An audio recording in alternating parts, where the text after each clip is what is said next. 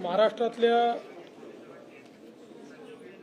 एकूण वेगवेगळ्या प्रकारे जी काही अतिवृष्टी चाललेली आहे, काही भागामध्ये पूरजन्य परिस्थिती आहे, मोठ्या प्रमाणात वारा जो आहे त्याचे देखील इव्हेंट्स होत आहेत। त्यामुळे दरड कोसळणं किंवा मोठ्या प्रमाणात वॉटर लॉगिंग होणं असेही अनेक प्रकार आपल्याला या ठिकाणी पाहायला मिळत आहेत। या संदर्भात आत्ताच आपला जो आपत्ती व्यवस्थापन कक्ष आहे या ठिकाणी राज्यातले सगळे प्रमुख अधिकारी आणि सर्व जिल्ह्यातले जिल्हाधिकारी, पोलीस प्रशासन, विभाग प्रशासन या सर्वांसोबत आम्ही चर्चा केलेली आहे।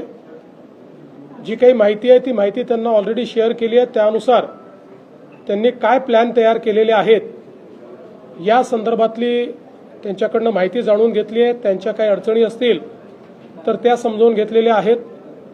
विशेषतः मुंबईमध्ये आज 3 वाजतापासून हायटाईड आहे, भरती येणार आहे आणि मोठ्या प्रमाणात या भरतीमुळे त्या कालावधीमध्ये जेव्हा पाऊस होईल त्यावेळी काही भागामध्ये वॉटर लॉगिंग होण्याची संभावना आहे। पण त्याहीपेक्षा महत्त्वाचं आहे की आज अतिशय जोरानं, ज्याला आपण सोसायट्याचा वारा म्हणतो किंवा अतिशय वेगवान वारा म्हणतो, अशा प्रकारे हा वारा या ठिकाणी वाहणार आहे। कालही दिवसभर जवळपास 40 ते 50 किलोमीटर प्रति तास अशा पद्धतीचा वारा व्हायला आणि त्यामुळे साधारणपणे 4 महिन्यात या जे काही आपल्याकडे वृक्ष पडतात त्याच्या अर्धे केवळ काल एका दिवसात 350 जवळपास वृक्ष एका दिवसात पडलेले आपल्याला पाहायला मिळाले। 450 वृक्षांच्या फांद्या पडलेल्या आपल्याला पाहायला मिळाल्या। आज त्याहीपेक्षा तीव्र गतीचा वारा हा त्या ठिकाणी वाहण्याची संभावना आहे। तो दुपारनंतर रात्रीपर्यंत वाहणार आहे आणि म्हणून सगळ्यांना आपण अलर्ट दिलेला आहे। विशेषतः ज्या ठिकाणी दरड कोसळू शकते असे एरियाज आपण वॅकेट केलेले आहेत। आता काल मानखुर्दची जी घटना घडली आपल्याला कल्पना आहे की ती बिल्डिंग वॅकेट केली होती, आजूबाजूच्या झोपड्या वॅकेट केल्या होत्या। दुर्दैवाने जो हा दुर्दैवी ज्यांचा मृत्यू झाला त्या लोकांनी मात्र तेवढाच एक भाग असा होता की जो वॅकेट केला नव्हता आणि त्यामुळे त्याच्यावरती बिल्डिंग पडली आणि अतिशय दुर्दैवी अशा प्रकारचा मृत्यू झालाय। पण अशा प्रकारच्या सगळ्या जे भाग आहेत त्या भागांमध्ये अलर्ट दिलेले आहेत, लोकांना तिथनं बाहेर काढणं चाललेलं आहे आणि या वाऱ्यामुळे ज्या संभावित अशा प्रकारच्या अडचणी येतील त्याचा देखील विचार केला आहे। जनतेलाही विनंती आहे की विशेषतः झाडं वगैरे, कारण ज्यावेळेस 70च्या स्पीडनी वेगाने त्या ठिकाणी वारा वाहील त्यावेळी वेगवेगळ्या संभावना आज ज्या आपण अपेक्षित केल्या नाहीत त्या देखील होण्याची शक्यता आहे। त्यामुळे त्याची काळजी घेणं हे अत्यंत महत्त्वाचं आहे। खरं म्हणजे जो काही महिन्याभराचा ॲव्हरेज असतं त्या ॲव्हरेज एवढा पाऊस केवळ 4 दिवसात मुंबईमध्ये पडलेला आहे। त्यामुळे मोठ्या प्रमाणात आपल्याला ही हानी जी आहे ती हानी होताना या ठिकाणी दिसते। यासोबत सगळ्यात महत्त्वाचा जो अलर्ट आहे तो उद्याचा अलर्ट नाशिकला आहे। एक अतिशय मोठा लो प्रेशर बेल्ट हा नाशिकमध्ये त्या ठिकाणी तयार होतोय। मेजर डिप्रेशन ज्याला म्हणतात ते तयार होत आहे। या मेजर डिप्रेशनमुळे जो काही नाशिक आणि त्र्यंबकेश्वरचा मधला भाग आहे या भागामध्ये ढगफुटी उद्या संभावित आहे किंवा त्या प्रकारचे निर्देश आपल्याला प्राप्त झालेले आहेत।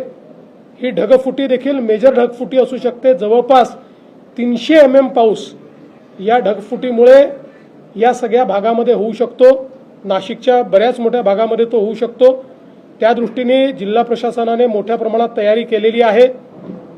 शाळांना सुट्टी देणं असेल किंवा जिथे पाणी साचू शकतं अशा भागात काम करणं असेल, नाशिक शहर असेल किंवा नाशिक जिल्हा असेल, जो ग्रामीणचा भाग आहे तो भाग असेल, या ठिकाणी वेगवेगळ्या प्रकारे अशा प्रकारच्या क्लाउड ब्रस्टमुळे जी परिस्थिती येऊ शकते त्याचं अँटिसिपेशन करून बऱ्याचशा उपाययोजना त्या ठिकाणी करण्यात आलेल्या आहेत। पण याच्यावर अतिशय करडी नजर ही आपल्याला ठेवावी लागेल, कारण हा एक मेजर इन्सिडन्स जो आहे तो या ठिकाणी आपल्याला संभावित आहे। मुळामध्ये 8 तारखेपर्यंत सातत्याने आपल्याला हे सगळे अलर्ट्स आहेत. आता विशेषतः आपण जर बघितलं तर गेल्या 4-5 दिवसांमध्ये पालघर जिल्हा हा अतिशय वर्स्ट अफेक्टेड अशा प्रकारचा जिल्हा आहे. वसई विरारचा भाग असेल, पालघर शहराचा भाग असेल, याच्यामध्ये खूप मोठ्या प्रमाणात पाणी जंपण्याच्या घटना या ठिकाणी झालेल्या आपल्याला पाहायला मिळत आहेत. त्या ठिकाणचे रस्ते बंद आहेत. विशेषतः रेल्वे ज्या आहेत, या रेल्वे आपल्याला ज्या गुजरातमध्ये येणाऱ्या रेल्वे आहेत त्या आधीच मध्ये रस्त्यात थांबलेल्या आहेत. तिथल्या लोकांना रेल्वेतनं काढून रोडच्या माध्यमातून आणण्याचा प्रयत्न चाललेला आहे. जो अहमदाबाद मुंबई नवीन त्या ठिकाणी हायवे आहे, त्या ठिकाणी काही भागांमध्ये मोठ्या प्रमाणात काम चालू असल्यामुळे पाणी साठलेलं आपल्याला पाहायला मिळतंय आणि तिथे रस्ता बंद झालेला आहे. तोही रस्ता रिकामा करण्याचं काम हे चाललेलं आहे. पालघर जिल्ह्यामध्ये 4:30 वाजता त्या ठिकाणी पुन्हा भरती आहे. पाऊस आता थांबलाय पण पुन्हा तो पाऊस सुरू होणार आहे. त्यामुळे हा जो भरतीचा इव्हेंट आहे हा देखील आपल्याला अतिशय त्याच्यावर नजर ठेवावी लागेल, कारण त्यामुळे पुन्हा पाणी साठण्याच्या घटना या त्या भागामध्ये मोठ्या प्रमाणात होताना दिसू शकतील. रायगडमध्ये खूप मोठ्या प्रमाणात पाऊस आहे. रायगडचा सगळा आपल्या पश्चिमी घाटाच्या भागामध्ये मोठ्या प्रमाणात पाऊस आहे. आपल्याला कल्पना आहे की कालही महाबळेश्वरचा भाग असेल, लोणावळ्याचा सगळा भाग असेल, या भागामध्ये प्रचंड मोठा पाऊस म्हणजे ॲव्हरेजपेक्षा कितीतरी पट जास्त पाऊस हा आपल्याला झालेला पाहायला मिळाला. सावित्री नदीने धोक्याची पातळी ओलांडली आहे, पण सुदैवाने त्याचं डिसिल्टिंग झाल्यामुळे धोक्याची पातळी ओलांडल्यानंतरही अजून शहरांमध्ये पाणी शिरलेलं नाही किंवा ते आपण थांबवू शकलेलो आहोत, पण अजूनही त्याच्याकडे लक्ष आहे. काही नद्यांनी जवळपास 4 ज्या महत्त्वाच्या नद्या आहेत त्या 4 नद्यांनी धोक्याची पातळी ओलांडली आहे. त्यामुळे त्यातनं ज्या काही अडचणी आहेत त्या दूर करण्याच्या दृष्टीने मोठ्या प्रमाणात त्याच्याकडे लक्ष देणं हे चाललेलं आहे. आपल्याला कल्पना आहे की मुंबई गोवा हायवे जो आहे याच्यावर कशेडीला एक फार मोठा लँडस्लाइड त्या ठिकाणी काल रात्री झाला. जवळपास एक डोंगरच पूर्ण कोसळून तो खाली आला, पण आता तो सगळा मलबा जो आहे तो काढण्याचं काम चाललेलं आहे. आणि एकूण या अनप्रेसिडेंटेड अशा प्रकारच्या पावसामुळे आणि या सगळ्या परिस्थितीमुळे एकूण या हायवेवर 8 ठिकाणी अनपेक्षित अशा प्रकारच्या लँडस्लाइड झालेल्या आहेत. पण आता जवळजवळ सगळं क्लिअर करणं चाललेलं आहे. आता हायवे कसा सुरू करता येईल किंवा पूर्ण क्षमतेने कसा तो करता येईल याकडे एक मेजर लक्ष देणं चाललं आहे. मुंबई पुणे जो आपला आहे त्याच्यावर तर आपल्याला कल्पना आहेच. त्याही ठिकाणी मोठ्या प्रमाणात म्हणजे जवळपास 100 टन मलबा हा त्या ठिकाणी इतक्या मोठ्या प्रमाणात लँडस्लाइड झालेला आहे. आणि अशा भागात झालाय की ज्या ठिकाणी साधारणपणे यापूर्वी कधी होत नाही अशा भागामध्ये हा लँडस्लाइड झालेला आपल्याला पाहायला मिळतोय. त्याच्यातलं जवळपास 70 टन मलबा हा काढून टाकण्यात आलेला आहे. आता पुण्याकडे जायचा जो मार्ग आहे त्याच्यावर 3 लेन सुरू आहेत, पण मुंबईकडे यायच्या मार्गावर एकच लेन चाललेली आहे. पण पुढच्या 1.5 तासामध्ये यातला बराचसा पार्ट रिस्टोर करायचा अशा पद्धतीनं काम चाललेलं आहे. शिवेंद्रराजे आपले जे मिनिस्टर आहेत ते देखील त्या ठिकाणी गेलेले आहेत आणि सगळ्या टीम्स ज्या आहेत त्या अत्यंत वेगानं त्या ठिकाणी काम करतायत. साताऱ्याचा जर आपण विचार केला तर साताऱ्यामध्ये घाटाच्या भागामध्ये आणि विशेषतः जो काही पश्चिमी घाट आहे त्या भागामध्ये मोठ्या प्रमाणात अतिवृष्टी झालेली आहे.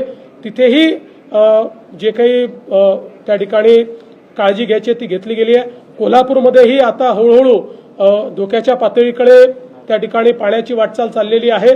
अजूनही लो लाईंग एरियाजमध्ये मोठ्या प्रमाणात पाणी शिरलेलं नाही, तिथे आपण लक्ष ठेवून आहोत आणि तिथे पुराचा धोका जो आहे तो होऊ नये अशा पद्धतीनं तिथला देखील प्रयत्न जो आहे तो चाललेला आहे. पालघर जिल्ह्यामध्ये एक छोटं धरण आहे, त्याच्यामध्ये काही भागामधनं त्या ठिकाणी त्याचं पिचिंग निघून गेलेलं आहे. त्यामुळे त्या धरणाला कदाचित धोका निर्माण होऊ शकतो, म्हणून तिथले जे खालची गावं आहेत तिथल्या काही लोकांना इव्हॅक्युएट करण्याचं काम चाललं आणि पॅरलली तिथे धोका निर्माण होऊ नये या दृष्टीनं जे काही इमर्जन्सी उपाय करता येतात ते उपाय दुरुस्तीचे ते करणं देखील मला असं वाटतं चाललेलं आहे. एकूणच 8 तारखेपर्यंत ही सगळी परिस्थिती जी आहे ही आपल्याला अत्यंत लक्ष देण्यासारखी आहे. वारी सुरू होते, वारीच्या निमित्तानेही खूप मोठ्या प्रमाणात अतिवृष्टीमुळे इंद्रायणीवरचे 4ही पूल जे आहेत हे पाण्याखाली चाललेले आहेत. त्यामुळे वारकऱ्यांना ही विनंती आहे, आता वारी 10 तारखेला पुण्यात पोहोचते आळंदी आणि देहूवरनं, तर ती वारी तर आपण तिथे आणू, पण वारकऱ्यांनी आता तिथे न जाता पुण्यामध्येच आलं पाहिजे, कारण तिथे जाणं हे धोक्याचं आहे. त्यामुळे सगळ्या वारकऱ्यांना ही विनंती आहे की मोठ्या प्रमाणात देहू आणि आळंदीला जमा न होता त्यांनी जर पुण्यामध्ये ते आले तर अधिक सोयीचं होईल किंवा त्यातनं कुठलंही डिझास्टर होणार नाही.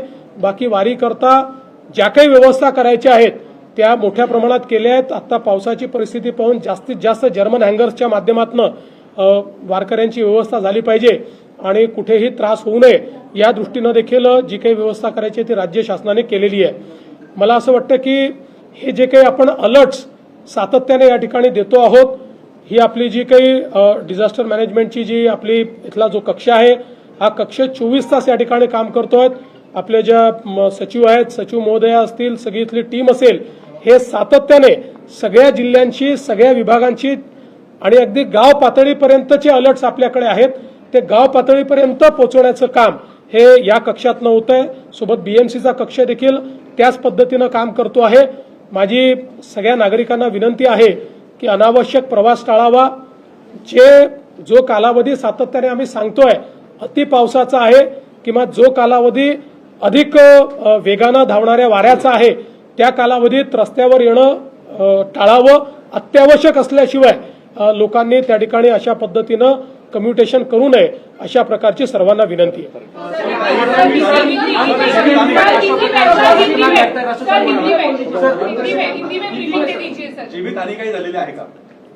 जीवितहानी काही प्रमाणात झालेली आहे.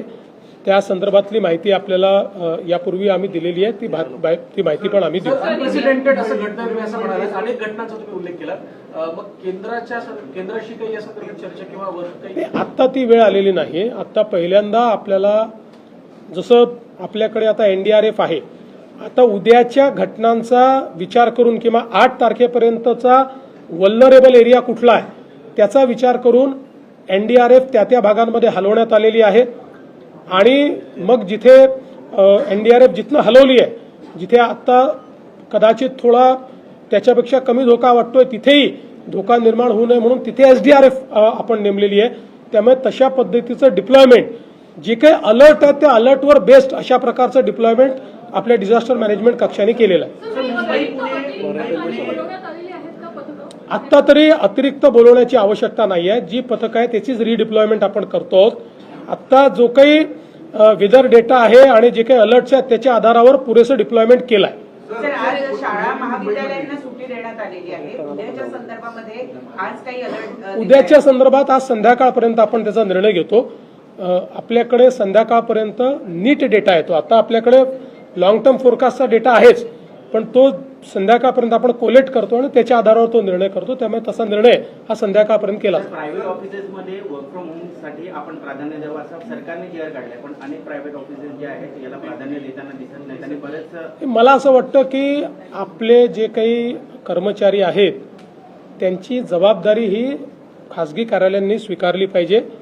आपल्या कर्मचाऱ्यांच्या जीविताची त्यांच्या एकूण सगळ्या गोष्टींची जबाबदारी ही सगळ्या आस्थापनांची आहे आणि हा मानवतेचा धर्म आहे. याच्यामध्ये कायदा, याच्यामध्ये कुठलं तरी बळगा, याच्यामध्ये काही कोणाचा GR याही पेक्षा मानवतेच्या दृष्टिकोनातून ज्यावेळी अशा प्रकारचे आपण अलर्ट देतो त्यावेळी ही अपेक्षा आहे की त्यांनी देखील त्याला रिस्पॉन्ड केलं पाहिजे. त्यामुळे आम्ही हा प्रयत्न करू की सगळे त्याला रिस्पॉन्ड करतील. सर, पुणे आणि मुंबई एक्सप्रेस हायवेवर यावेळेस पहिल्यांदा पाणी साचलं. नेमकं काय कारण झालं त्याच्यामुळे? आणि दुसरं सर एक तास कनेक्टिंग की काही ठिकाणी आपण आदेश दिले प्रशासनाने संदर्भात आलं, पण अनेक ठिकाणी कार्यालयामध्ये कर्मचाऱ्यांना बोलवणं हा भाग ठरत आहे. तिथे काय सुविधा? पहिलं तर हे जे मुंबई पुणे हायवेवर झालंय, मी जसं सांगितलं की हा अप्रत्याशित किंवा विचार न केलेला इव्हेंट ज्याला म्हणतो अनप्रेसिडेंटेड अशा प्रकारचा इव्हेंट आहे. जवळपास त्या भागामध्ये जिथे हे लँडस्लाईड झाले त्या भागामध्ये ॲव्हरेजच्या 3 पट जास्त आणि अतिशय हाय इंटेन्सिटीने हा पाऊस झाला. त्याच्यामुळे साधारणपणे तिथे अशा दरडी कोसळण्याचे प्रकार कधी घडले नाहीत आणि विशेषतः मलबा येतोय.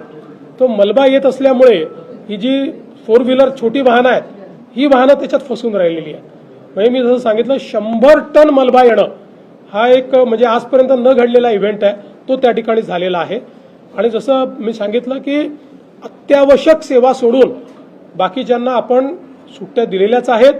कुठे जर कार्यालयात अशा प्रकारे बोलवण्यात येत असेल तर त्या संदर्भातली कारवाई आपण करू. सेंट्रल रेल्वे सर त्यांनी ऍक्टिव्ह, कारण की सेंट्रल रेल्वे फार मोठी नाही, त्यांनीही अतिशय वेगानं कारवाई चालू केलेली आहे.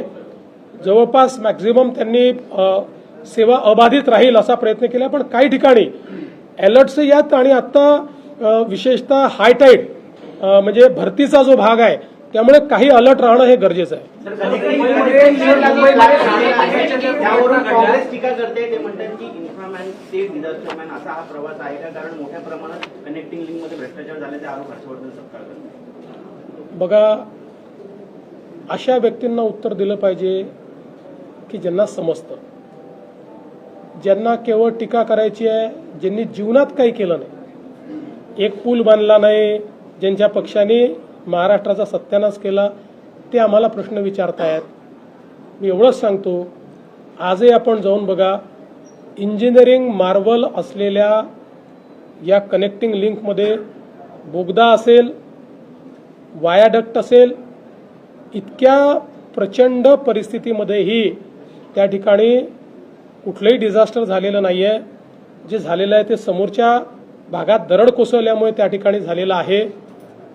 ज्यांना भ्रष्टाचार करण्याची सवय होती त्यांना मनातनं त्या ठिकाणी असं वाटतंय की यांच्या काळात का होत नाही, आणि म्हणून ते बेछूट अशा प्रकारचे आरोप करतात.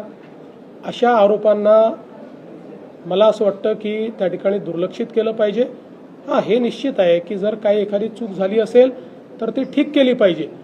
पण मला खरं म्हणजे या ठिकाणी वाटतं की ज्या इंजिनियर्सनी, म्हणजे मला पुन्हा सांगायचं आहे, हर्षवर्धन सपकाळांच्या पक्षाने 2013 साली 13 कारणं लिहून कनेक्टिंग लिंक होऊ शकत नाही असं 13 कारणं लिहून त्यांच्या मुख्यमंत्र्यांनी फाईल बंद केली होती. पण महायुतीच्या सरकारने ती हिंमत दाखवली आणि ती कनेक्टिंग लिंक तयार केली आहे.